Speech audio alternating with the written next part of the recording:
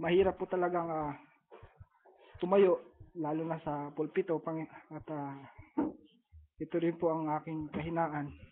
Kaya hindi man po ako ang nakatalaga sa araw na ito, subalit sabi ko sa Panginoon, kahit na basta para sa inyo, patuloy lamang ako magpapagamit. At muli tayo po tumayo at basahin po natin ang salita ng Diyos.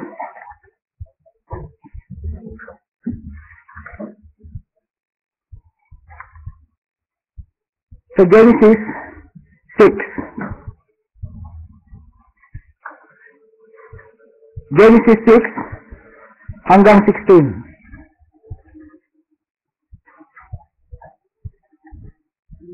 Ito po ang nakasaad, Genesis 6:8.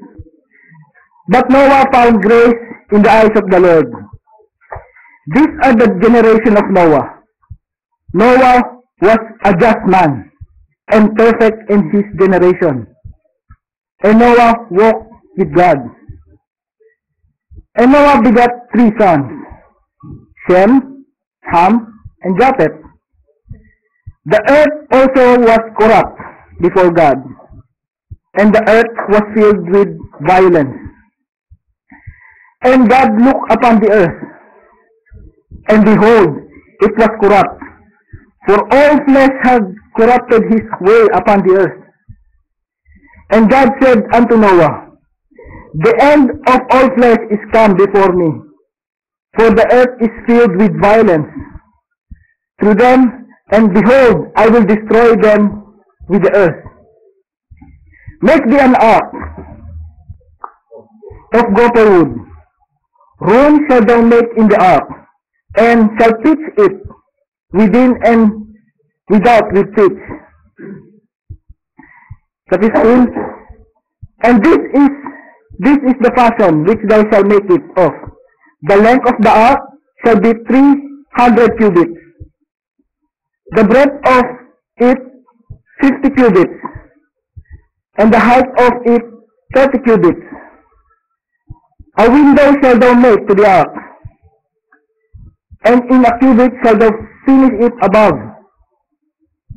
And the door of the ark shall thou set in the side thereof, with lower, second, and third. May palapag. First, second, and third stories shall thou make it. At ang Diyos ang patuloy na magpapala, at maali na po tayo magsupo, mga kapatid. Praise God. Salamat sa Panginoon, at muli binigyan po na niya tayo ng kalakasan. When God give a warning to every human race, God give also a provision. God has to provide a way of escape. Kung iyo pong naaalala, mga kapatid, noong mga nakaraang linggo, ang in-exhort ng ating mga kapatid, puro warnings. And all that warning, God has to provide a way of escape. So, sa nakikita natin sa kapaligid sa ating sanlibutan, nakikita na po natin talaga na marapit na po talagang dumating ang Panginoon. At kung nyo pong napanood yung nakikita nilang mga dambuhala na huhuli, kung familiar po kayo doon, kung iba't ibang klaseng hayop na malalaki, this is warning also. Because ayon sa mga nag-aaral dito, ito mga naninirahan na mga dambuhala na iba't ibang anyo, nabubuhay lang sila sa pinakamalalim na pusod ng dagat. At kaya sila umaangat sa taas ng surface ng water because there is a great movement underneath the earth. Meron silang instinct na lumayo na doon sa lugar na yun dahil there is a great danger. And now, let us make a scenario. Huwag tayong tumingin sa ating katabi. Tingnan ang ating mga sarili. Gaya ni Noah. He was a just man in his generation. Ngayon, sa ating buhay, araw-araw, kung saan tayo pumupunta, tignan natin ang ating mga sarili. Kung tayo ba yung just man in this generation. Dahil hindi pwede dito yung kung saan ka, hindi pwede yung parang kang hunyaho na kung anong kulay ng environment mo, doon ka, ganun ang kulay mo. Pag dito ka, parang banal ka. But Noah was found just in his generation. Now, paano kaya ang gagawin mo pag in-instructionan ka ng Diyos na sisirain ko ng mundo? Gumawa ka ng isang arka. Tandaan nyo, si Noah lang ang kinausap ng Diyos. At sa ating sa araw na ito, God is directing every individual of us. Amen. Because the dealing is for individuals. Now, God instructing us to build an ark. Halimbawa, God did an instruction na gumawa ka ng arka kasi gugunahin ko na yung mundo. Ano kaya ang gagawin natin, mga kapatid? Now, tingnan natin yung ginawa ni Noah, mga kapatid. Sabi ng Diyos, gumawa ka ng ark. It made of gopher wood. Ang instruction kay Noah, it is specific ng type ng materyales. Hindi pwedeng magrason si Noah na, Panginoon, nara na lang yung gamitin ko kasi matibay. Ito lang yung available dito sa paligid. But God instructing him to make an ark made of gopher wood. Ano ba ang nandun sa gopher wood na wala sa nara? Meron dun sa gopher wood na wala sa ibang puno. Bakit ang instruction niya, gopher wood? Ayon sa pag-aaral, sabi ng ating propeta, actually, ang pamagat nito ay the ark. At merong specific na characteristic yung gopher wood. It was a flexible wood, a pliable wood, na kahit i-bend mo siya, hindi siya magka-crack. Ito ang gusto ng Diyos sa bawat isa sa atin, bawat individual. It has to be flexible, na maisifit dito sa salita ng Diyos. Dahil alam mo ba, ang mga puno, pag tumagal na ito ng mga 30 years, 40 years, you cannot bend it. Naalala ko po, mga kapatid, nung nasa likod na merong kawayan na gano'n ang itsura, pag gano'n.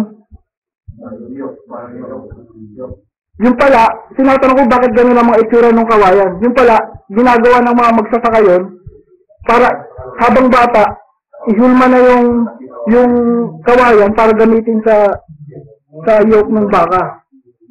But that is not God wants.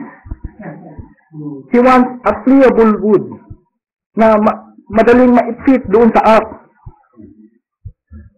And God wants us to be a flexible, a pliable, na kahit gaano kataas ang ipinapahayag, madaling ma-fit dito sa salita ng Diyos. Madaling magpakumbaba. At isa pang karakteristik ng gopher wood, ito'y magaan. At para itong esponja, kung inyo makikita, para itong esponja na magaan. At ito yung gusto ng Diyos para sa atin, na hindi maging pabigat, magaan, dalhin. At madaling lumutang. Pero merong isang karakteristik ang gopher wood na mabilis mag-absorb ng tubig. Na which pag nabasa siya ng tubig, pag napuno siya ng tubig, ang tendency nito lumubog. Ngayon magtatanong tayo, bakit kaya ito ang ibinigay na specific wood? Lumulubog naman pala sa tubig. That's why God instruct him to pitch it. Pitch it within inside and outside. At yung pitch na yun, which term na sa kasalukuyan na to, ito is parang waterproof na kukuha sila na puputol sila ng isang type ng kahoy na pipit-pitin nila hanggang lumabas yung dagta at ito'y lulutuin. At you cannot apply it na malamig na. Kailangan habang mainit yung dagta na niluto, kailangan maipahid dito dun sa within and outside. Gayun din naman ang gusto ng Diyos para sa atin. Namatay ang kanyang bugtong na anak, ang Panginoong Jesus. Tinalo siya, dinuruan siya, dinikdik siya hanggang tumulo yung kanyang dugo. At kailangan nating maipahid yung dugo na yun within and outside. Sa loob at sa labas. Hindi lang pwede sa labas lang, kundi pati sa loob. At ang mga salita na ito, sinabi nga kanina, habang mainit, kailangan na-i-apply ito. Habang ang nananariwa ang mga kapahayagan ay kailangan may apply. That's why God chose all materials. God has a purpose because God is the one who designed it, not man. Hindi pwede tayong mga tuwira na Panginoon, ganito na lang yung gamitin kong materials, ganito na lang yung sukat. Hindi. God gave us a specific instruction. And that God is the one who designed. Na, yung pitch it, sabi nga, yung sahing, na pag dumaan yung baha, hindi basta-basta makakapasok yung tubig. At sabi nga ng ating kapatid, kapag natuyo yung pitch na yon, para itong bakal, kasing tigas ng bakal. Kaya, para itong dugo ng Panginoong Jesus. To pitch, parang to atone. Sabi ng propeta, to atone. Para sa nalalapit na distraction dito sa mundo. Merong atonement tayo na matatakpan ng ating mga sarili upang makalagpas dun sa nalalapit na dilubyo. At kailangan kada butas nung arka, kailangan ma-fix ito. Hindi pwedeng sabihin ni Noah na, Panginoon, tama na po to. Tama na po yung pag-apply nito. Kailangan bawat crack nung kahoy ay malagyan. Walang butas. Halimbawa, nagkaroon ng crack sa kasalukuyan ng baha.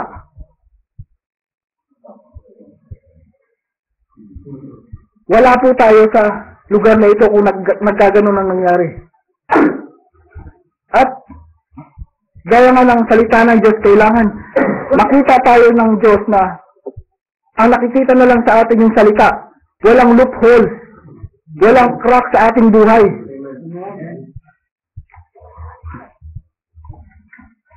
That is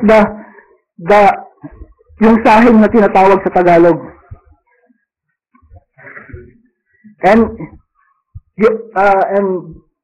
he also said, ang ating kapatid na propeta, it is also called the atone, to teach, na kailangan natin sa nalalapit na pag-agaw.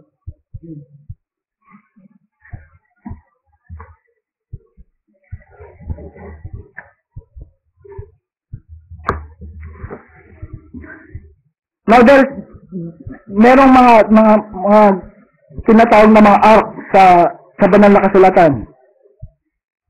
Ang una yung ark na sinakyan ni Noah. Pangalawa, yung ark na sinakyan ni Moses. Yung ark na basket. Pangatlo, yung ark of the covenant. Parang ginawa din sa ark ni Moses, pinahigan din ng sahing yung buong basket para hindi mapasukan ng tubig. Ganun pumotekta ang ating Diyos. Na sabi nga ng ating kapatid na propeta, yung amoy ng dagta na yun ayaw ng mga buhaya. Kaya hindi magalaw-galaw si Moses habang lumulutang-lutang doon sa ilog ng Nile.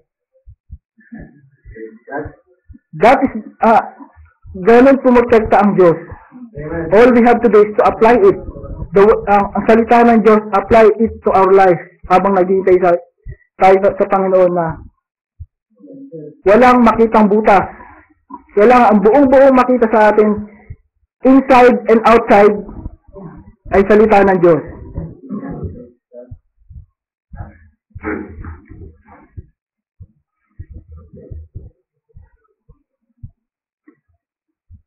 Now, ang binigay na specific na sukat ng Diyos kay Noah, 300 cubit ang haba. Basahin ko po mga kapatid 300 cubit ang haba, 50 cubits ang luwang, at 30 cubits ang taas. Ngayon ako po yung nagsalisik. Ang haba pala ng isang cubit ay isang ganito. 1 cubit. So, kung susukatin natin ito mga kapatid, 300 na ganito ang haba. Sa meters, kung i-convert mo siya, kung isang cubit 450 mm, so ganito pa rin talaga sa kahaba, umaabot siya ng 135 meters. 135 meters. Kung i-imagine po natin mga kapatid, kung gaano kahaba siya, mula dyan sa gate hanggang dun sa kanto. 135 meters. Tapos yung luwang niya, 22.5 meters. Mula dun sa kanto hanggang dun sa intersection. Na-imagine niyo yung haba, yung size. Tapos yung taas, 30 cubits, which is 13.5 meters. Mga kasinta siguro ng building. Yung 13 pataas pa doon. But, na-imagine nyo kung ano yung sukat?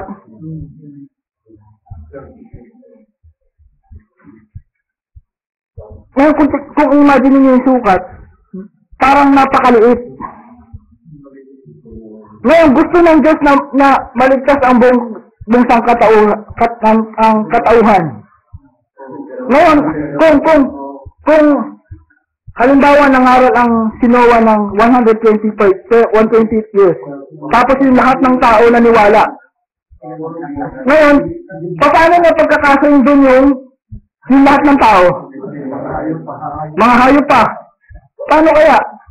Hindi naman pwedeng sabihin ni Noah na Panginoon, bakit ganito lang kalit yung binigay mong sukat? Specific yung sukat na binigay ng Diyos na 300 cubits. At kung imagine nyo parang ang liit, di ba? Ngayon pag pumasok dun lahat ng tao, hindi naman niya pwedeng sabihin, puno na yung arka, hindi na kayo pwedeng pumasok. Hindi ganun Hindi pwedeng lumagpas din sa sukat. Dito natin makikilala ang Diyos sa sovereign knowledge ng Diyos. He knows everything. Na 8 kaluluwa lang yung papasok. At yung size na yun ay tamang-tama lang sa kanila. Gayun din tayo mga kapatid. Huwag tayong magtaka kung yung mismong sarili nating sambayan ayaw sumunod. God knows everything. Naalala ko po yung mga kapatid nung gumawa kami ng kapatid na hindi pwede yung 5 cm lang na nung gumawa kami ng nila Brother Manny. Talagang tinanong ko rin ng Panginoon doon, bakit nangyari yun? 3 kaming gumawa, talagang may pagkakamali din ako. Hindi pwedeng lumagpas na kahit 5 cm. Yung sukat na binigay ng Diyos. It was exact. Now, sinabi ng Diyos, gumawa ka ng bintana. At yung bintana na yun, ay isa lang dun sa taas sa pinakatuktok. Hindi kayo tinatanong ko yung sarili ko, bakit isa lang yung bintana na pinalagay doon? At yun nga, nabasa ko yung sinabi ng Panginoon, ay ni Brother Burnham Na, kaya isa lang yung bintana doon, para isa lang yung titignan ni Noah, pag nandun na siya sa arka. Hindi siya pwedeng lumingon-lingon sa paligid niya, kundi direct doon sa bintana. Yung sinag ng bintana, yun lang ang nakikita niya. Yun din ang gusto ng Diyos sa bawat isa sa atin. Hindi natin pwedeng tignan ng ating kapatid sa ating nakapaligid. Sarili natin ang ating kailangan tignan. Kung meron pang maaring alisin, kung meron pang idagdag, we have to look forward to the Lord Jesus Christ, to the Word of God. Looking unto Jesus, the beginner and the finisher of our faith. Kaya isa lang yung bintana doon. At isa pang instruction sabi ng Diyos kay Noah, maglagay ka ng pintuan sa gilid. At sa pinakababa, sabi niya, dahil din ng Panginoong Jesus, He's the only door. Hindi in-instruction ng si Noah na maglagay ka ng 3 o 4 na pintuan, kundi isa lang, na gaya ng Panginoong Jesus, He is the door. If any man enter in, he shall be saved, and shall go in and out and find pasture. God provides us only one door for us to be saved, and that's the Lord Jesus Christ. He is the only way, the truth, and the life. No one cometh unto the Father except by Him. Yung mga tao na nakapaligid sa Kanya, yun lang yung paraan kung paano sila maliligtas sa nalalapit na dilubyo, yung isang pinto na yun. At kapag nakapasok na sila Noah doon, hindi nga niya poproblemahin yung magsara, sabi ni Brother Ram, kasi ang Diyos ang mismo ang magsasara. Dahil din naman natin mga kapatid na kung papalog tayo sa salita ng Diyos, hindi natin problemahin yung magsara ng biyaya. Ang Diyos ang magsasara nito. Ang gawin na lang natin, isa pamuhay ang kanyang mga banal na salita. Amen.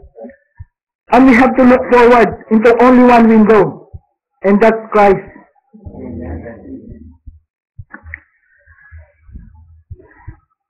Now, Noah gave instruction na magbigay ng mga palapag. Yung bottom, second floor, at saka third floor. Yung mga hayop na gumagapang,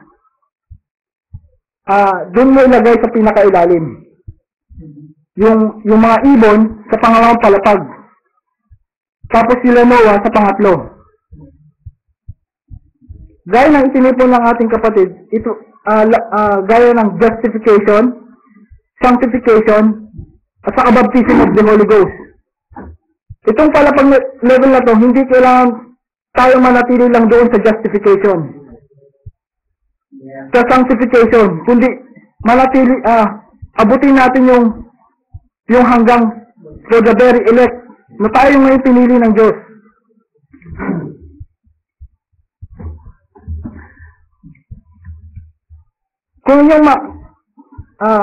Kung inyong makikita dun sa mga instruction na binigay ng Diyos dun sa design ng arka, ano ang kulang?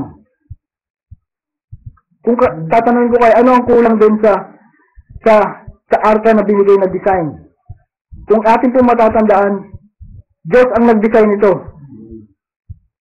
At kahit na magpagulong-gulong yung arka pagdating ng baha, hindi ito lulubog dahil Diyos ang nag-design ito. Amen. Ang kulang dun sa arka, kapag sa sanlibutan, pag gumagawa sila ng barko, yung timon dun sa ibaba nung arka, na yung kung saan kinokontrol nung kapitan yung barko, yung direksyon kung saan pupunta. Ngayon, bakit kaya hindi pinalagay ng Diyos ng timon? Praise God, amen. Diyos mismo ang magpokontrol ng barko. Hindi na natin pwedeng isipin kung saan patutungo yung barko, dahil Diyos ang nagmamaniobra nung barko. Sa ating buhay, gusto ng Diyos na siya mismo ang magmaniobra ng ating buhay. All we have to do is to follow God's word. Have faith on it, sabi ng ating kapatid. Ang dapat lang gawin ni Noah, pumasok dun sa arka. At sabi nga, kung babasahin natin yung kwento ng Genesis, bago umulan, naghintay pa sila ng 7 days bago umulan. Yung ika-7 days, saka lang umulan. Gaya nyo naman ng mga ikapitong iglesia, nandito na tayo sa ikapitong kapanahunan na anytime pwede lang bumuhos yung mga dilubyo. Yung wrath ng God. Pero kailangan natin ng ark. This is the word of God. Kailangan pag nakapasok na tayo dito, hindi na tayo pwedeng lumabas-labas kung saan-saan. Si Noah, hindi na pwedeng payagan yung kanyang sambahayan na lumabas doon sa arka habang naghihintay sila. Kasi anytime pwede nang bumagsak yung ulan. Hindi na tayo pwedeng kung saan pa tayo pwedeng pumunta. Go inside the ark. And He wants to control our life, ang ating Panginoong Jesus. Gaya nung ark na pinrovide ng Diyos para kay Moses. Si baby Moses, nung nakasakay doon sa arka, wala man siyang kaalam kung paano niya mamanobrahin yung lumulutang na basket. Wala pa siyang isip noon. Pero, in-enjoy niya lang yung God-provided way. Na nakaiga siya doon, palutang-lutang doon sa River Nile. At kahit na anong persecution ang dumating sa kanya, hindi ito lulubog kasi protektado ito ng sahing. Nakaayos yung mga buhaya, padaan-daan lang sa ilalim. Hindi ito pwedeng galawin. Ngayon, kung ang buhay natin, patuloy pa rin tayong ginagalaw ng masama, sabi nga sa salita ng Diyos, ang mga pinanganak ng Diyos ay hindi nagkakasala. At hindi siya ginagalaw ng masama. May kulang. Kailangan you have to fix it. Fix it ng sahing. Ng complete na salita ng Diyos. Yung banal na espiritu. Gaya nga na iminensahe ng ating kapatid, yung faith is a substance. Meron kang alam na inaasama na kahit hindi mo pa siya nakikita, alam mo makukuha mo siya. Na, halimbawa, kung ibabalik ko yung inano ng ating kapatid, yung tinapay, paano kung kulang yung purchase power? Halimbawa, ang halaga nung tinapay, 5 reals. Paano ko ang binigay sa'yo 4 reals lang? Do you think makukuha mo yung tinapay? Kahit na tumakbo ka ng pagkalayo-layo, kung 4 reals lang yung dala mo, hindi mo makukuha yung tinapay. Gaya din naman ng sinabi ng Panginoon, the works shall I do, you shall do also. Sinabi ng Panginoong Jesus. Ngayon, pag hindi pa natin nakakamit yung sinabi ng Panginoon, kulang yung purchase power. Ngayon, paano kaya mapupunuan ito? Kung meron kang 1 milyon, nagkakahalaga ba ng 1 milyon yung divine healing? 1 billion yung divine healing? Yung buhay na walang hanggan? That's why God gave the purchase power of the Lord Jesus Christ. Ang kanyang dugo na nabayubay sa krus ng Kalbaryo. Na kapag na-apply na natin ito, maaabot na natin yung inaasam natin na pag-agaw.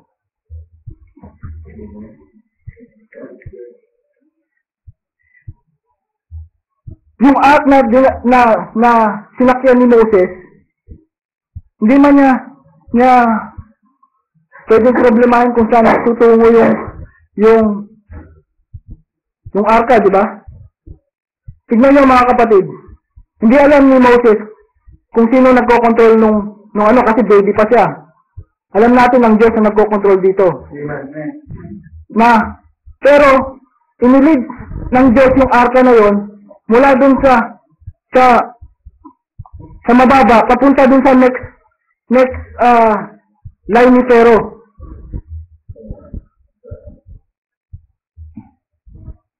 Ang dapat natin gawin, we have to na magpaloob lamang sa salita ng Diyos. I-enjoy natin yung mga kapahayagan ng salita ng Diyos. From sinner to saint.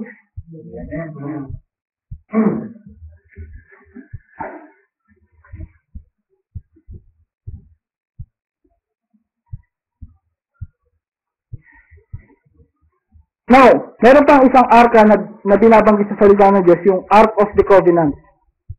Na kung saan yung specific din na kahoy yung na ibinigay kay Moses, yung sittim wood ang gagamitin niya. Sa term ngayon, acacia wood, sabi niya.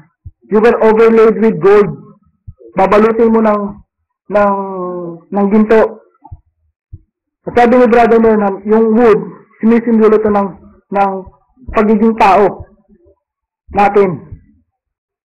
Tapos yung deity doon sa gold, yung deity ng Diyos.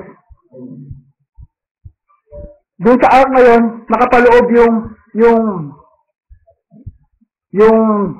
mana, saka yung law, yung tablet of stone, at saka yung rod ni Aaron.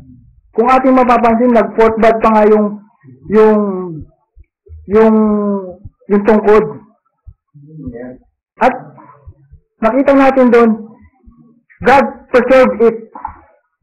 Nagaya din nung sa ark, sinuserve niya yung mga hayop doon, saka yung sambahayan ni Noah. To preserve life. And lahat ng arka na to, pumupoint doon sa Panginoong Jesus. It was a type of our Lord Jesus Christ. It is a foreshadow na lahat ng tinutukoy nito tumuturo doon sa Panginoong Jesus. Napanood ko nga sa Discovery Channel, patuloy pa rin sila sa paghahanap ng arka ni Noah, pagdi-discover nila na para patunayan na meron ngang arka na pinagawa ang Diyos kay Noah. Pero hindi nila makita. Yung Ark of the Covenant, hinahanap pa rin nila, pero hindi pa rin nila makita. Bakit kaya? Because that ark is pointing to our Lord Jesus Christ. Hindi ang problema kasi sa tao, nabubuhay sila sa past. Pero yung ginagawa ng Diyos sa kapanahon na ito, sa mga oras na ito, hindi nila ma-recognize. At mapalad tayo mga kapatid na we recognize it. At patuloy po tayong nakakapaghanda. At sa nalalapit na pag-agaw, we must always stay with the Word. Amen. Always go inside in the Word. Hindi ibig sabihin na sinabi ko na stay with the Word, hindi sasabihin na natin itong letra por letra. Unawain natin itong letra por letra.